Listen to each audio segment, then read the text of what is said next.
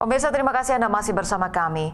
Bank Indonesia di bulan pertama tahun 2025 ini memutuskan untuk menurunkan bunga acuan menjadi 5,75%. Gubernur Bank Indonesia Peri Warjio dalam rapat Dewan Gubernur BI memutuskan untuk menurun BI rate sebesar 25 basis point menjadi 5,75%. Penurunan suku bunga acuan ini diikuti dengan penurunan deposit facility dan lending facility. Keputusan ini konsisten dengan tetap rendahnya perkiraan inflasi 2025 dan 2026 yang terkendali dalam sasaran 2,5% plus minus 1% untuk pengendalian inflasi dan sasarannya serta perlunya upaya untuk turut mendorong pertumbuhan ekonomi. Bank Indonesia sendiri akan terus mengarahkan kebijakan moneter untuk menjaga inflasi sesuai sasarannya dan mencermati ruang pertumbuhan ekonomi serta dinamika yang terjadi pada perekonomian global dan nasional.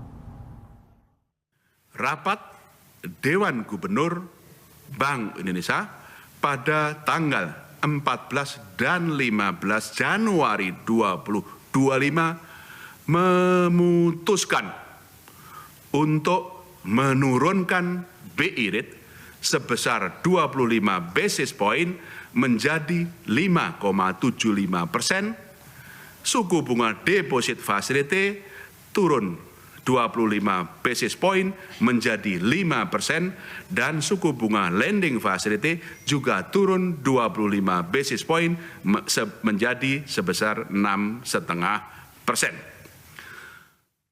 Ya, jika kita mencermati tadi dari pengumuman rapat Dewan Gubernur Bank Indonesia, ini Gubernur BI Peri Warjio juga menyatakan bahwa ini menjadi salah satu langkah moneter dari BI untuk kemudian tadi memastikan inflasi tepat sasaran, kemudian juga untuk memastikan stabilitas nilai tukar rupiah dan juga untuk mendukung pertumbuhan ekonomi secara berkelanjutan. Jadi memang kita lihat inflasinya cukup rendah, tapi ternyata memang Bank Indonesia memutuskan untuk kembali menurunkan suku bunga acuan. Apakah kemudian nanti diikuti dengan kebijakan-kebijakan moneter yang lainnya yang pastinya memang sudah dilakukan begitu, tapi kita lihat nanti seperti apa perkembangannya. Dan dengan proyeksi juga memang bahwa kabarnya pertumbuhan ekonomi di tahun ini tampaknya lebih lesu begitu daripada proyeksi yang awalnya dikatakan begitu. Dan tapi kalau kita lihat sendiri ini dari pasar saham tampaknya memberikan sentimen yang sangat positif ya setelah kemarin ditutup cukup rendah begitu di 6 ribuan, sekarang kemudian ditutup bangkit di 7 ribuan begitu ya. Jadi menjadi sentimen positif ya bagi pasar saham ataupun pasar modal Indonesia.